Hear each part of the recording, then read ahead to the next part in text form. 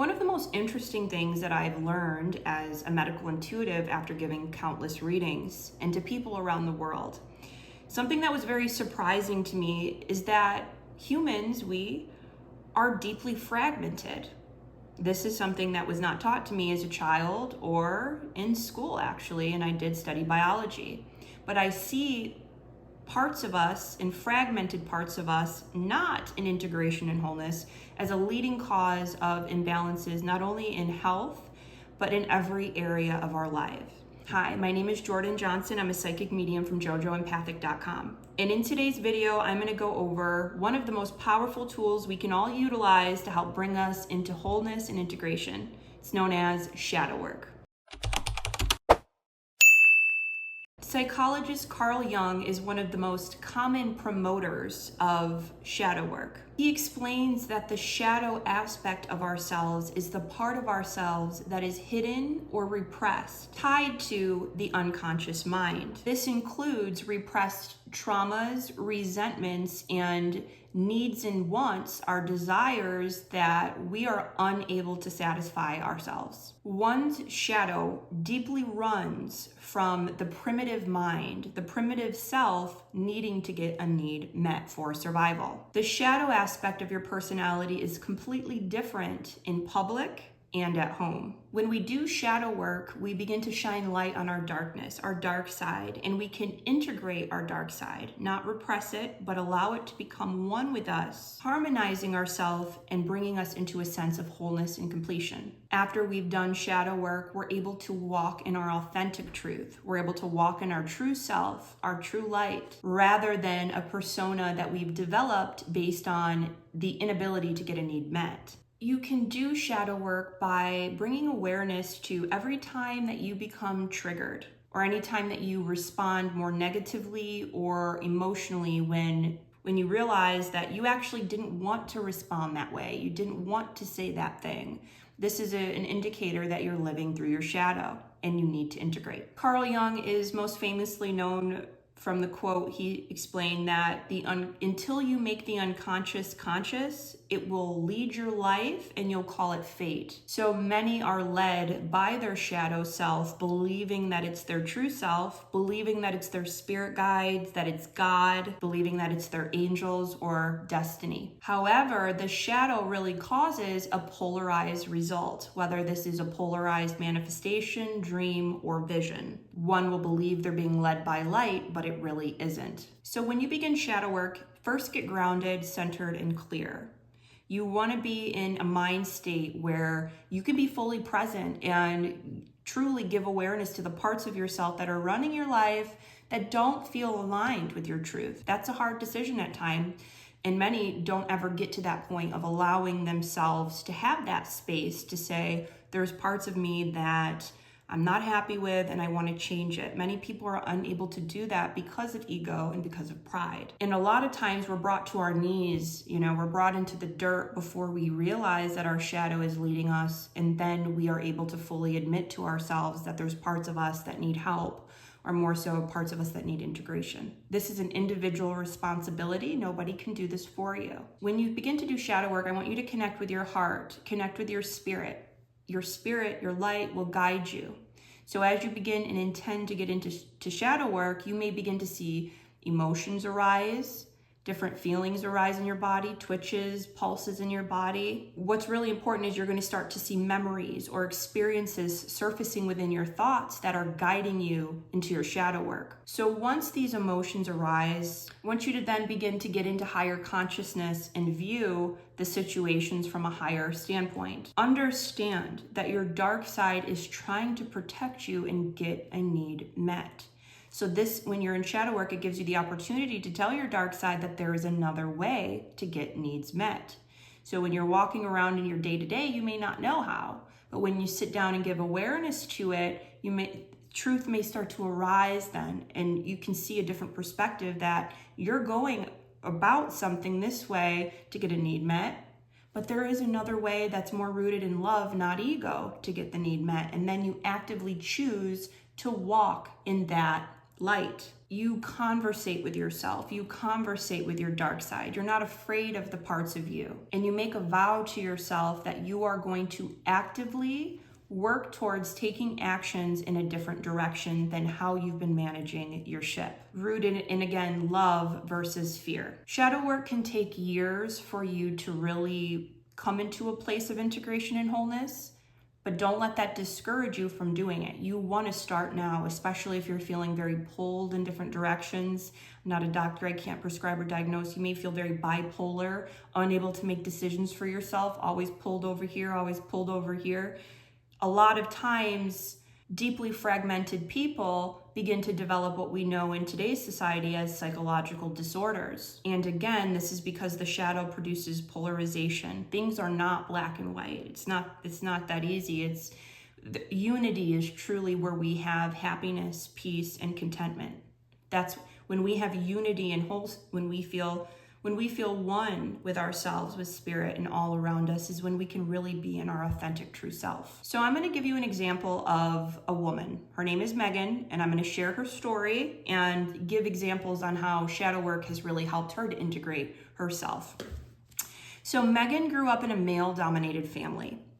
She watched her mother give her power away to Megan's father. Megan's mother never had a job or a stable career, and Megan's mother heavily weighed on Megan's father to provide money and direction, not only for Megan's mother, but their entire family. Megan watched her mother constantly give her power away to men, as Megan's mother was completely dependent on men for survival. Although there was abuse between Megan's father and Megan's mother chose to stay in the abusive relationship due to toxic religious beliefs and systemic beliefs that repress the feminine. Megan's mother embodied the archetype of the toxic feminine, while Megan's father represented the toxic masculine archetype. As Megan grew up, she unconsciously leaned more in her masculine as she saw that was the only way for survival. Megan unconsciously learned to repress her feminine, and she learned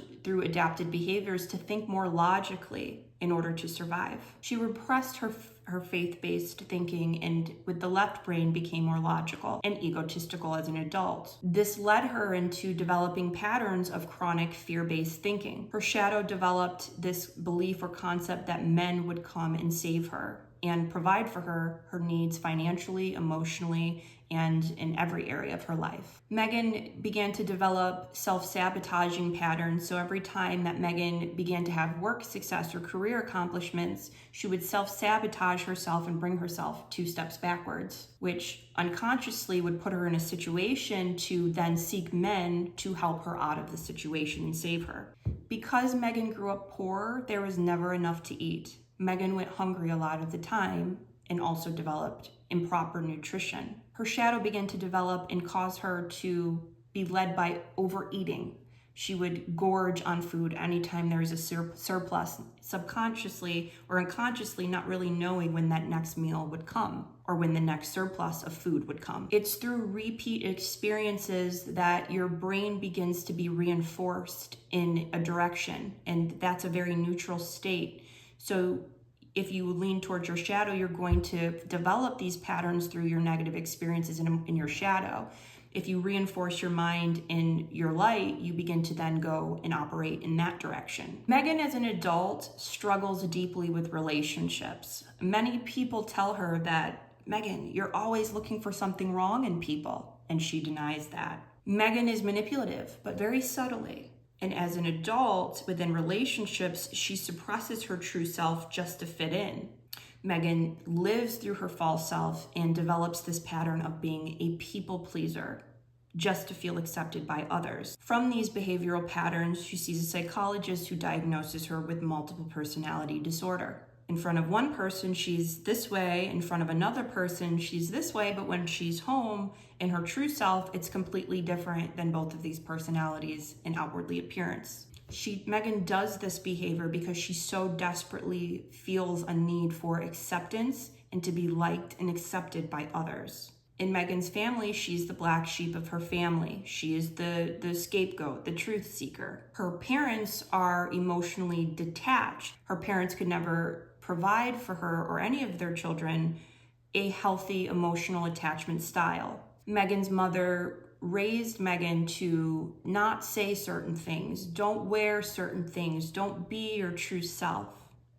And Megan began to unconsciously form a self-hatred for oneself and these principles of self-punishment due to her relationship with her mother who never fully allowed her to be in her authentic truth. Megan's mother would gaslight her and call her a troublemaker for speaking up on truth. So Megan, as an adult, began to form patterns of a need to dominate and control others in order to gain approval. Megan is also a Karen, although she really doesn't like to admit that. And in fact, Megan speaks out publicly against Karens and how awful it is to be that archetype. However, when Megan begins to do shadow work, she begins to see repeat experiences of every time that she tried to get people in trouble or bring justice to a situation, every time she went to HR at work or called the police on somebody, she is beginning to realize through her shadow work that she's actually a Karen archetype herself, really stemming from a need to bring justice. But if the shadow is leading you, it will always be rooted in fear and ego. As an adult, Megan has no self-control or discipline. She never saw it with her parents. Not only does she overeat and overly consume with food, but she has a smoking addiction and she chain smokes cigarettes. She overconsumes cigarettes too. And she tends to be really lazy with working out and eating properly. She overdoes that as well. She sits on the couch and does nothing and smokes her cigarettes and eats her cupcakes. Megan doesn't work out unless she has someone to go with her to hold her accountable. So Megan's in deep trouble. If you allow your shadow to lead you, you'll end up in phases where you're at rock bottom time and time again. So if you're dealing with repeat patterns, this is a perfect opportunity for you to do shadow work and bring yourself into integration and wholeness and choose consciously not to allow yourself to be ran or led by parts of yourself when there is another way to come about and approach your life. So let's look into the deep intrinsic needs that Megan must fulfill and get met in order to have wholeness and completion. Megan must learn to step into her feminine. She must learn to step into her healthy feminine archetype. This will lead her to her true intuition and her true higher self, and to live a life more rooted in faith versus fear. As she's doing her shadow work, she may notice that these imbalances are really affecting her heart chakra and her root chakra. The heart chakra relates to our ability to give love and receive love, while the root chakra is related to our need for survival and our need for security. So through shadow work, she may be able to put that wall over her heart that she's built down, and to get out of this defensive, rigid masculine that she's allowed to take over her in order to survive. Megan realizes through shadow work, if she doesn't put this wall down, it'll never give her the opportunity to really align with people that will protect her heart, not stab her in the heart. Megan fundamentally needs to begin to attract relationships that are healthy, loving, and supportive. Our need to have a tribe and community is imperative. We are here as communal beings. And many of us don't have that type of acceptance within our tribe that we're born into. Through shadow work, it leads us to a more integrated family and soul tribe. Megan needs to conquer her fear-based thinking and develop her faith in true love, knowing that the universe is always working for her, not against her.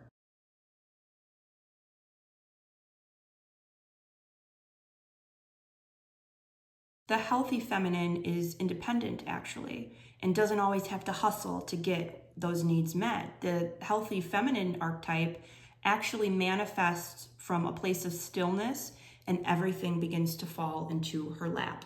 So the feminine archetype really has the embodiment of magnetism. Biologically, if we were to look at the man in the way his biology is, he gives out while the woman receives in. Megan needs to conquer her fear of men. She needs to stop giving her power away to men. Megan needs to stop waiting for men to take care of her emotionally, physically, financially, and she needs to develop this independence within herself. Megan needs to learn to stop manipulating in relationships. She needs to realize that this need for control is really coming from more of a repressed sexual desire. Megan has a deep need for intimacy within relationships, and so she is always attracting unavailable men or men that are emotionally detached that do not show up for her or give her love. Megan is going to need to really begin to get her intimacy needs met, as sex is a desire that we all have and needs to be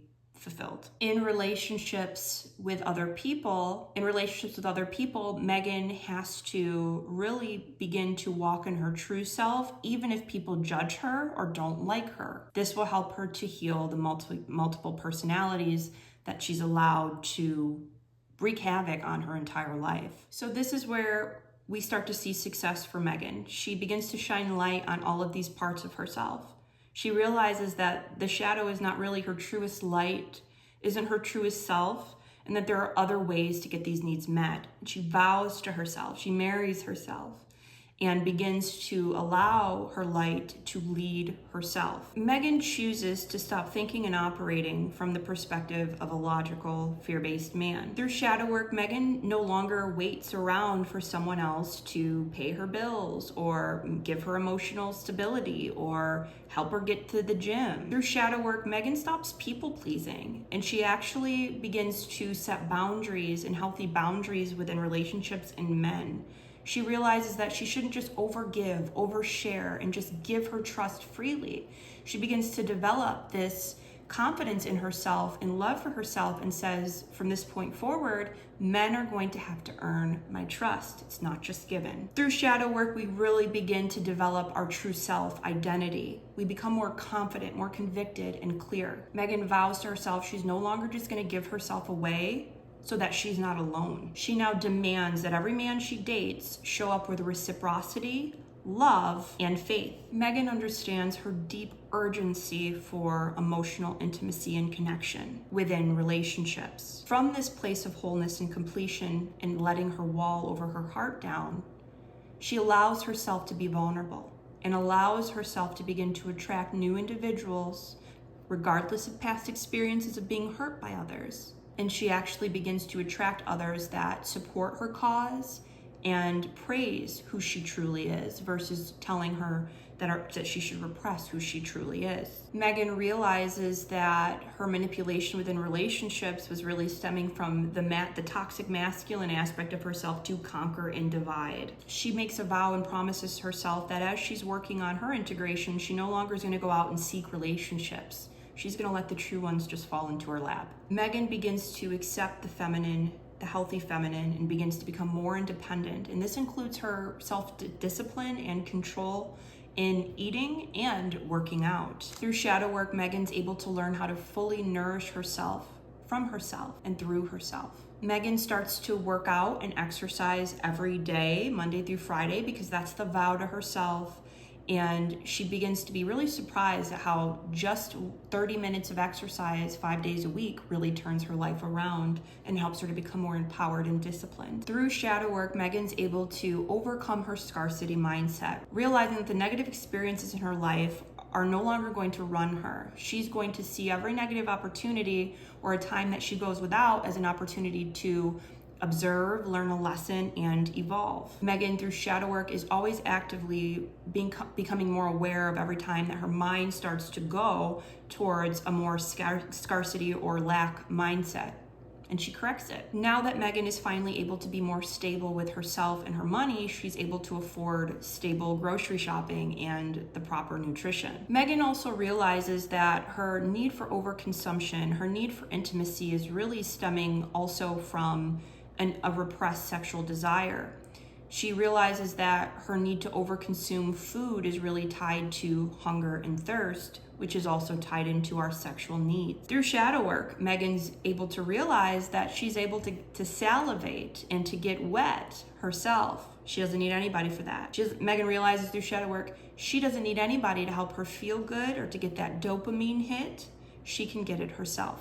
Megan realized through shadow work that this manipulation and need for dominance is, again, tied into her repressed sexual energy. Megan grew up in a Catholic upbringing, which really represses sexuality. Megan begins to now attract love partners that she doesn't need their full attention and submission of the man in order to feel good. Because Megan has attracted now a tribe that gives her full attention, there's no need to manipulate and to be submissive. There's no need, because she's getting full from this new attraction point of wholeness and completion. Megan, through shadow work, also understands that this need to have a man submit to her as she dominates comes from her growing up as a child, always having to be submissive to someone else. So as an adult, she's trying to get someone to be submissive to her. Megan stops those patterns. She cuts cords, and she chooses to go no contact with her family, who refuses to take accountability